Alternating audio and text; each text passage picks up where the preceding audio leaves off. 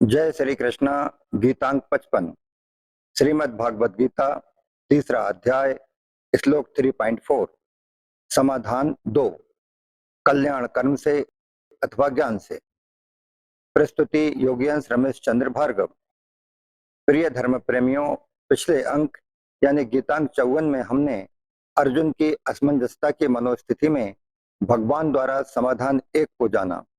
इसके बाद इस अंक अर्थात गीतांक 55 में हम समाधान 2 का स्वाध्याय मनन करेंगे। श्लोक 3.4 न कर्मणाम न रंभान नैष्कर्म्यम पुरुषो स्नुते न च सन्न्यसनादेव सिद्धिम समधिगच्छति।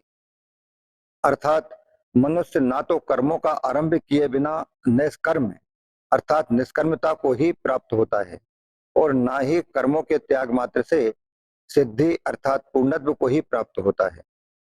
स्वाध्याय मनन 10 बिंदुओं में।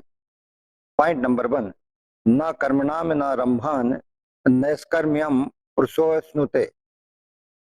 कर्मयोग में कर्म करना अत्यंत आवश्यक है, कारण कि निष्काम भाव से कर्म करने पर ही कर्मयोग की सिद्धि होती है। यह सिद्धि मनुष्य को कर्म किए बिना नहीं मिल सकती।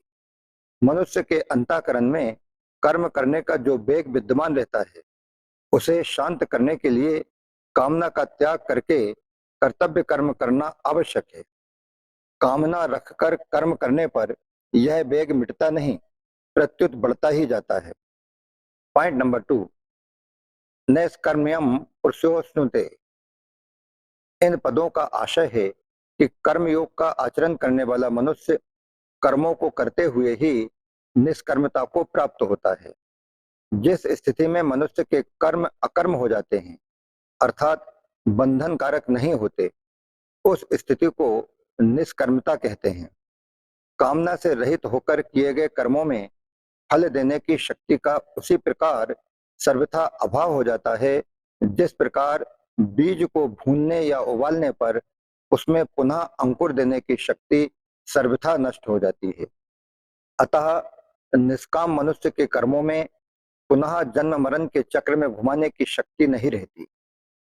पॉइंट नंबर 3, कामना का त्याग तभी हो सकता है जब सभी कर्म दूसरों की सेवा के लिए किए जाएं, अपने लिए नहीं। कारण कि कर्म मात्र का संबंध संसार से है और अपना संबंध परमात्मा से है। अपने साथ कर्म का संबंध है ही नहीं। इसलिए जब तक अपने लिए कर्म करेंगे तब तक कामना का त्याग नहीं होगा, और जब तक कामना का त्याग नहीं होगा तब तक निष्कर्मता की प्राप्ति नहीं होगी। पॉइंट नंबर 4, न च सन्न्यस्यनादेव सिद्धिम समाधि गच्छति। इस श्लोक के पूर्वार्ध में भगवान ने कर्मयोग की दृष्टि से कहा कि कर्मों का आरंभ किए बिना कर्मयोगी को निष्कर्मता की प्राप्ति नहीं होती। अब श्लोक के उत्तरार्ध में सांख्य योग की दृष्टि से कहते हैं कि केवल कर्मों का स्वरूप से त्याग कर देने से सांख्य योगी को सिद्धि अर्थात निष्कर्मता की प्राप्ति नहीं होती। सिद्धि की प्राप्ति के लिए उसे कर्तापन अर्थात अहंता का त्याग करना परम आवश्यक है।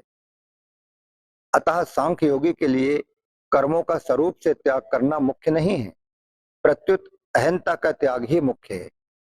सांख्य योग में कर्म किए भी जा सकते हैं और किसी सीमा तक कर्मों का त्याग भी किया जा सकता है, परंतु कर्म योग में सिद्धि प्राप्ति के लिए कर्म करना अत्यंत आवश्यक होता है। श्लोक 6.3। पॉइंट नंबर 5, मर्म की बात यह है कि श्रीमद् भागवत गीता मनुष्य को व्यवहार में परमार्थ सिद्धि की कला सिखाती है। गीता का आशय कर्तव्य कर्म कराने में है, छुड़ाने में नहीं। इसलिए भगवान कर्म योग और ज्ञान योग दोनों ही साधनों में कर्म करने की बात कहते हैं। यह एक स्वाभाविक बात है कि जब साधक अपना कल्याण चाहता है तब वह सांसारिक कर्मों से उकताने लगता है और उन्हें छोड़ना चाहता है। इसी कारण अर्जुन भी कर्मों से उकताकर भगवान से पूछते हैं कि जब कर्म योग और ज्ञान योग दोनों प्रकार के साधनों का तात्पर्य समता से है, तो फिर कर्म करने की बात आप क्यों कहते हैं? मुझे युद्ध जैसे घोर कर्म में क्यों लगाते हैं? परंतु भगवान ने दोनों ही प्रकार के साधनों में अर्जुन को कर्म करने की आज्ञा दी है। जैसे कर्म योग में योगस्थः कुरु कर्माणि श्लोक 2.48 और सांख्य योग में तस्माद्धु ध्यास्व भारत श्लोक 2.18। तो इससे सिद्ध होता है कि भगवान का अभिप्राय कर्मों को स्वरूप से छुड़ाने में नहीं, प्रत्युत कर्म कराने में है।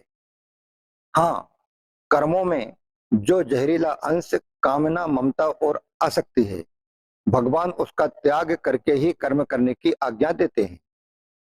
पॉइंट नंबर 6, कर्मों का स्वरूप से त्याग करने की अपेक्षा साधक को उनसे अपना संबंध विच्छेद करना चाहिए।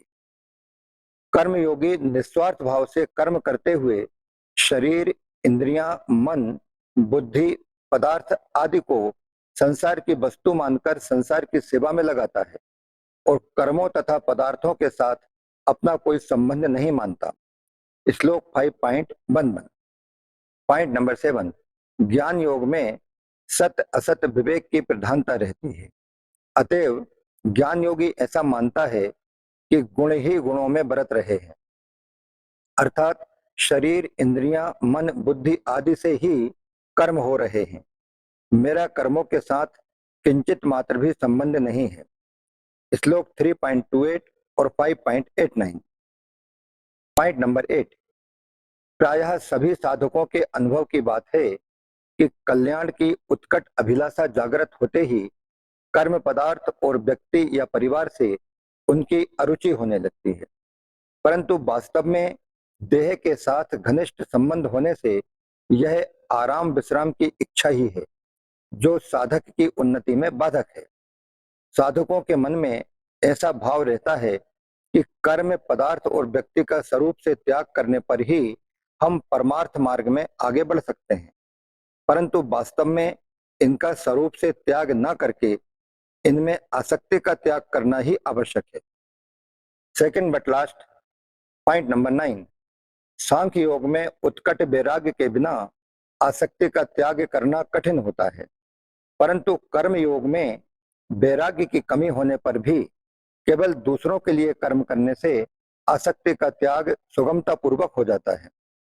गीता ने एकांत में रहकर साधन करने का भी आदर किया है, परंतु एकांत में सात्विक पुरुष तो साधन भजन में अपना समय बिताता है, पर राजस पुरुष संकल्प विकल्प में और तामस पुरुष निद्रा, आलस्य, प्रमाद में अपना समय बिताता है, जो कि पतन करने वाले हैं। इसलिए साधक की रुचि तो एकांत की ही रहनी चाहिए, अर्थात सांसारिक कर्मों का त्याग करके परमार्थिक कार्य करने में ही उसकी प्रवृत्ति रहनी चाहिए। परंतु कर्तव्य रूप से जो कर्म सामने आ जाए उसको वह तत्परता पूर्वक करे। उस कर्म में उसका राग नहीं होना चाहिए। राग ना तो जन समुदाय में होना चाहिए और ना अकर्मण्यता में ही होना चाहिए। कहीं भी राग न रहने से साधक का बहुत जल्दी कल्याण हो जाता है। वास्तव में शरीर को एकांत में ले जाने को ही एकांत मान लेना बड़ी भूल है, क्योंकि शरीर संसार का ही एक अंश है। अतः शरीर से संबंध विच्छेद होना अर्थात उसमें अहंता, ममता न रहना ही वास्तविक एकांत है। Last one, point number 10।